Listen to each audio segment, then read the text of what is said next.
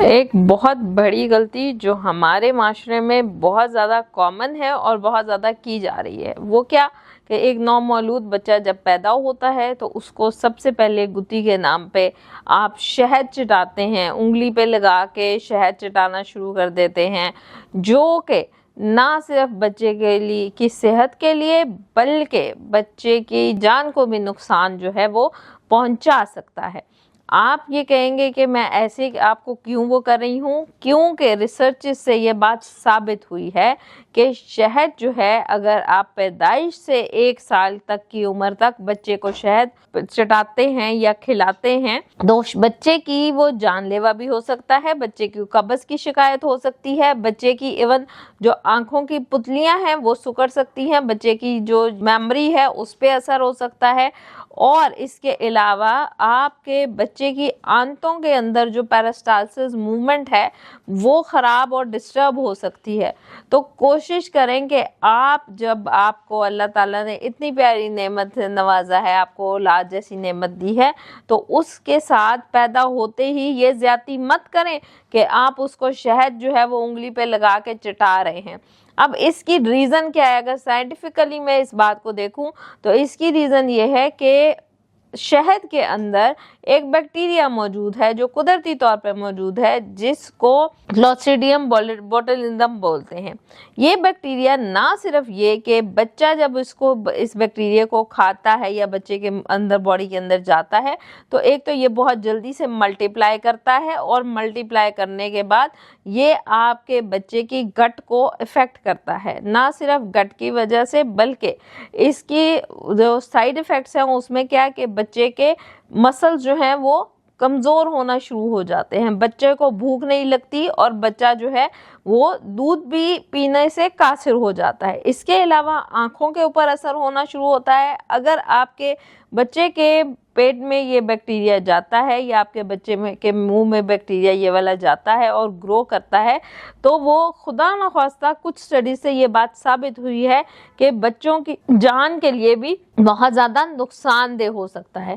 تو کوشش کریں کہ آپ بچے کو ایسی فیڈ یا ایسی کوئی چیز مت چٹائیں جس سے بچے کی جان کو نقصان ہو سکتا ہو۔ جیسے کہ میں پہلے بتا چکی ہوں کہ یہ ایسا بیکٹیریا ہے جو کہ نہ صرف بچے کو قبض جیسی پرابلم کاز کرے گا، بچے کو کولک پین ہو سکتی ہے، بچے کے پٹھے کمزور ہو سکتے ہیں، بچے کو بھوک نہیں لگے گی، بچے کے ساتھ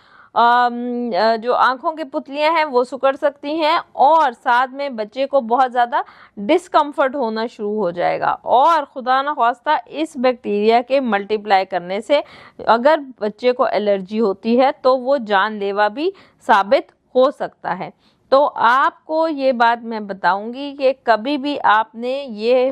حرکت نہیں کرنی کہ آپ اپنے بچے کو پیدا ہوتے ہی جو ہے وہ شہد چٹائیں۔ بہت ساری خواتین جب ویننگ سٹارٹ کرتی ہیں تو اس وقت شہد ڈال کے چیزیں پکانا شروع کر دیتی ہیں یا شہد ڈال کے وہ چیزیں کھلانا شروع کرتی ہیں، تو یاد رہے پیدائش سے لے کے پورے 1 سال تک آپ نے اپنے بچے کو شہد جیسی نعمت جو ہے وہ نہیں کھلانی۔ اگر آپ چاہتے ہیں کہ آپ کے بچے کی صحت جو ہے وہ افیکٹ نہ ہو، آپ کا بچہ ہیلدی رہے، تو آپ نے کوشش کرنی ہے کہ شہد کو پیدائش سے لے کے 1 سال تک ہرگز استعمال نہ کروائیں۔ اس کے بعد آپ بالکل آہستہ آہستہ شہد کو استعمال کروا سکتے ہیں۔ یاد رہے بچہ جب پیدا ہوتا ہے تو اس کے لیے سب سے بہترین غذا جو ہے وہ ماں کا دودھ ہے۔ اس کے اندر ایسی غذائیت اللہ تعالیٰ نے ڈالی ہے کہ بچہ اگر اور کچھ بھی نہیں لیتا، صرف ماں کا دودھ لیتا ہے، تو اس کی جتنی بھی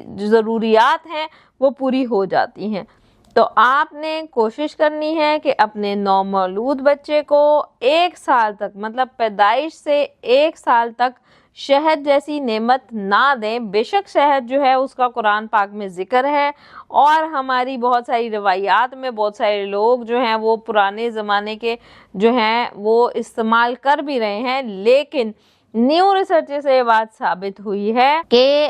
ہنی کے اندر یہ والا جو بیکٹیریا ہے یہ آپ کے بچے کی جان کے لیے بھی نقصان دہ ہو سکتا ہے۔ تو آپ نے کوشش کرنی ہے کہ آپ نے اپنے بچے کو माँ का दूध, और माँ के दूध के बाद जब वो 6 माह की उम्र में आए तो फिर आपने हल्की फुल्की ठोस ग़िज़ा जो है वो इस्तेमाल करानी है। अपनी अगले किसी वीडियो में मैं ठोस ग़िज़ा के ऊपर भी बात करूँगी, ताकि आप लोगों को अपने छोटे बच्चे को क्या खिलाना है, किस तरह खिलाना है, किस वक्त खिलाना है, उस सब का आइडिया भी हो जाए। शुक्रिया।